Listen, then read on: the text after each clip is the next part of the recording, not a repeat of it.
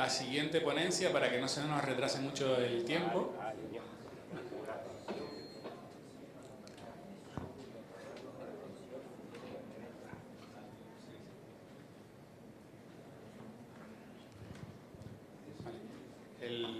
El siguiente ponente es Fernando Davara, ingeniero de caminos y consultor especializado en movilidad sostenible. Gracias, Julián. Bueno, yo me he levantado hoy con una voz un poquito así de ultratumba, discúlpenme, intentaré no forzar demasiado para llegar hasta el final, pero la verdad es que lo del micrófono este es estupendo. En fin, bueno, yo lo que voy a hablar realmente hoy es un tema de, bueno, cuestiones de movilidad que tanto oímos, o sea, ¿se oye? Sí, tienes que pegarte un poco más. Vale, perfecto, gracias. Temas de movilidad sostenible. Y me comentaban un poco desarrollar, o explicar qué patrones de movilidad habían hoy en día en la isla como reflejo de una realidad insular que podría ser extrapolable a otros sitios. Realmente tampoco somos muy diferentes de los territorios continentales, en cuanto a movilidad doméstica, estoy hablando. Movilidad doméstica, movilidad que hacen los residentes en un momento dado. Es verdad que somos diferentes en cuanto al tema de movilidad turística. Así, ahora veremos, hay un gran número de viajes que efectivamente cada día son realizados por los turistas de la isla, ¿no? Bueno, ya en el año 63, Colin Buchanan, que fue como un padre de todo este tema de la movilidad sostenible, fue encargado por el gobierno británico un estudio sobre los efectos del automóvil en la sociedad, ¿no? Y bueno, y vino a concluir una cosa como esta, ¿no? Que el automóvil teníamos que decidir hasta dónde estábamos, o sea, el problema no era el automóvil en sí, sino hasta dónde estábamos dispuestos nosotros a llegar a dejar el automóvil, ¿no? Bueno, un vehículo a motor, dice al final, motor de combustión o eléctrico, da igual, realmente, ¿no? O sea, al fin y al cabo habrá que generar la energía. Unos contaminan menos, hacen menos ruido, ¿de acuerdo? Pero no todo se soluciona con el tema del vehículo a motor, ¿no? Que evidentemente es una realidad que tendremos aquí. Bueno, tenemos ya y evidentemente además con todo el apoyo que tiene más lo tendremos y está bien, pero no es la solución a todo esto, ¿no? Digo que no es una axioma, o sea, no es una ley. Normalmente se asocia el tema del crecimiento de las sociedades, Producto Interior Bruto, pues va asociado con un índice de motorización más elevado de las sociedades, ¿no? O sea, cuanto más dinero se dispone, las familias tienen más renta y acceden a tener más vehículos. Pero realmente eso llega a un tope y se para. De hecho, podemos ver aquí en la gráfica, pues más o menos donde está España. Está marcado ahí, 481 vehículos por cada 1000 habitantes, con una renta de $22.000 aproximadamente, ¿no? $23.000 de media. Pero fíjense todos los países que están por debajo. Holanda, Suecia, Reino Unido, Irlanda, Grecia no, pero bueno, y Dinamarca, básicamente. Todos tienen menos coches por cada 1000 habitantes que en España, pero tienen unas rentas muy superiores. Y esto pasa también con otros sitios del mundo, ¿no? ¿Cuánto nos movemos en Tenerife? Todos datos son viejos, pero que yo sepa, no se han actualizado todavía nunca. Y ya van a tener casi 10 años. Esto estamos hablando del año 2008-2009. También es verdad que la crisis motivó que realmente no hubiera un incremento notable en cuanto a los viajes realizados ni por las personas ni por el total de personas, porque la isla tampoco ha aumentado en población. Viajes no motorizados que se realizan en la isla, aproximadamente casi 500.000 de viajes, un 22% de los viajes. Motorizados en vehículos privados, aproximadamente un 65% de los viajes, fíjense qué cantidad, ¿no? Y motorizados en transporte público, un 13%, es decir, guagua, tranvía y ya está. Bueno, y taxi, está incluido aquí, 250.000 viajes. Si nos atendemos a motivos, ¿qué es lo que nos motiva a nosotros a la hora de realizar el viaje? Bueno, pues básicamente el 50% de los viajes los realizamos por movilidad obligada. Movilidad obligada me refiero a los viajes recurrentes, los viajes que realizamos básicamente todos los días, estudios y trabajo. El resto de los viajes son básicamente de ocio o semi-obligados, ¿no? Ir al médico, gestiones, todo ese tipo de cuestiones entran en eso. Pero son viajes que son más difíciles de parametrizar, son viajes que el aplicar políticas a esos viajes, pues realmente es complicado, porque no son viajes que hagamos todos los días. Donde es fácil actuar, fácil. Bueno, fácil no hay nada. Donde podemos actuar más es precisamente en los viajes de movilidad obligada, ¿no? ¿Cómo se estudió Tenerife en su momento? Bueno, Tenerife se dividió en varias zonas, concretamente en 121 zonas, que esto es algo que sí se ha ido respetando y está bien para poderle dar un seguimiento. Se dividió en 121 zonas de movilidad, atendiendo a parámetros que fueran más o menos homogéneos, ¿no? Tanto de ubicación geoespacial como de características de la propia población. A su vez, esas zonas, yo diría que solo desde términos explicativos, se dividió en 11 zonas, ¿no? Que son las que ven ahí marcadas en azul. Y entonces se explicaba la movilidad a partir de esas zonas. Básicamente yo diría que en Tenerife hay 3 polos de movilidad. Bueno, tampoco escapa nadie, ¿no? Esto es como el chiste del consultor. La zona sur, suroeste, básicamente una. El área metropolitana, otra, que son las importantes. Y luego en menor medida el Valle de la Orotava. El resto son absolutamente zonas dependientes de esta. Y ahora lo veremos. Bueno, decía, viajes totales, fíjense, área metropolitana 53% del total de viajes que se realizan en la isla. Sur-suroeste 23%.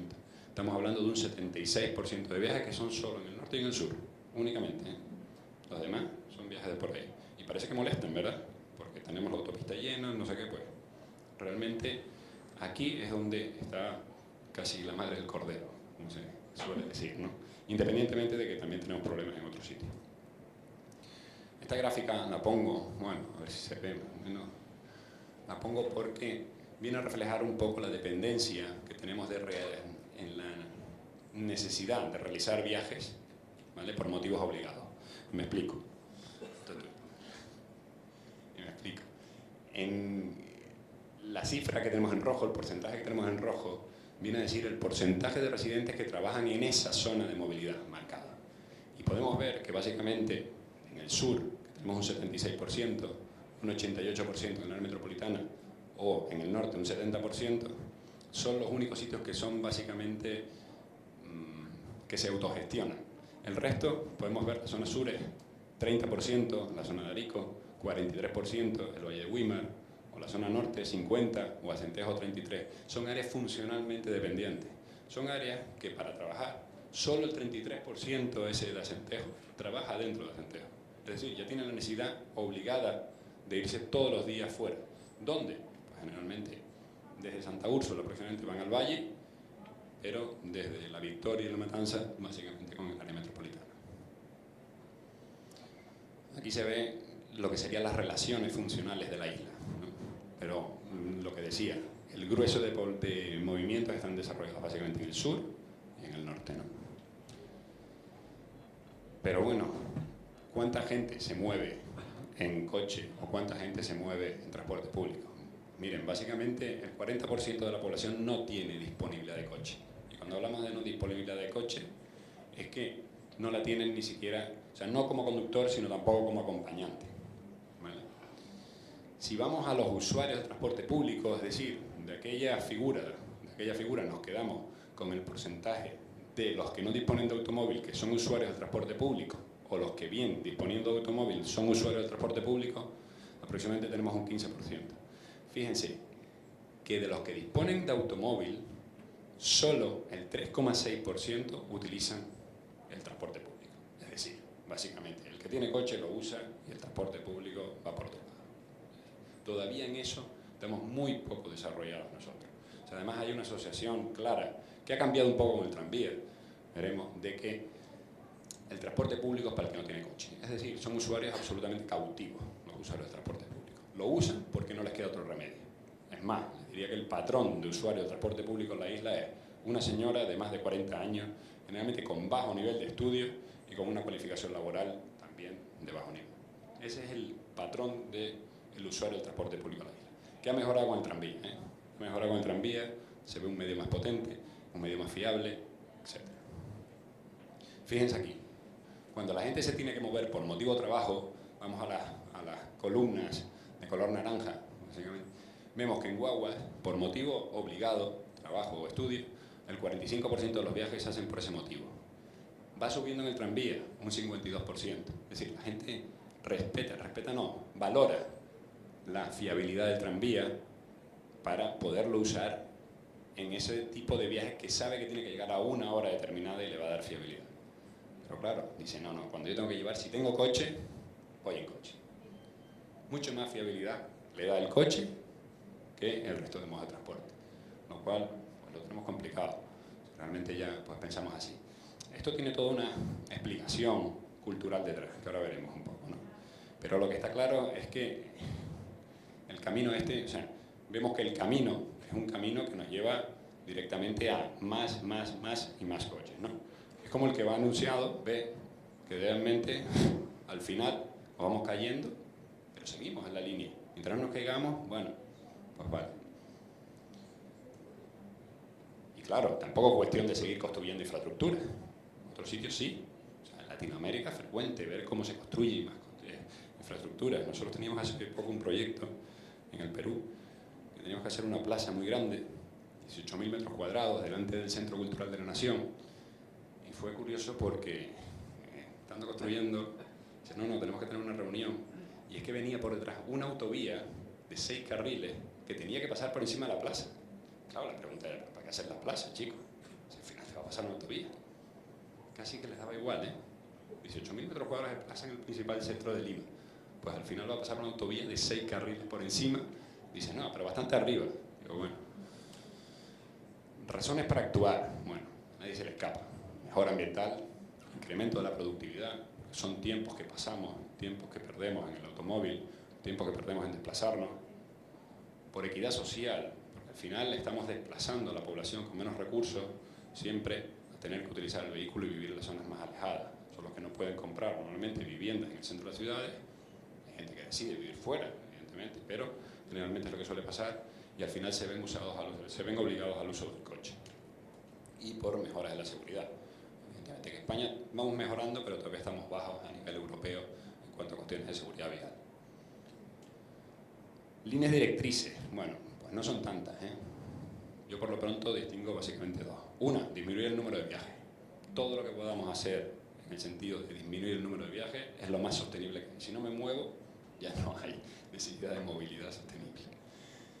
¿Cómo podemos hacer esto? Bueno, lo que llevamos oyendo tanto tiempo, el teletrabajo, etcétera, la flexibilidad laboral, el cambiar las horas punta, bueno, todo esto está bien.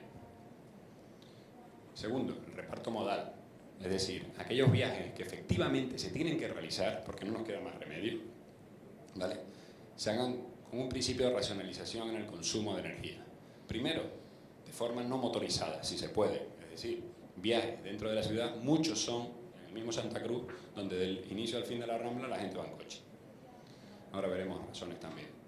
Y si no se pueden hacer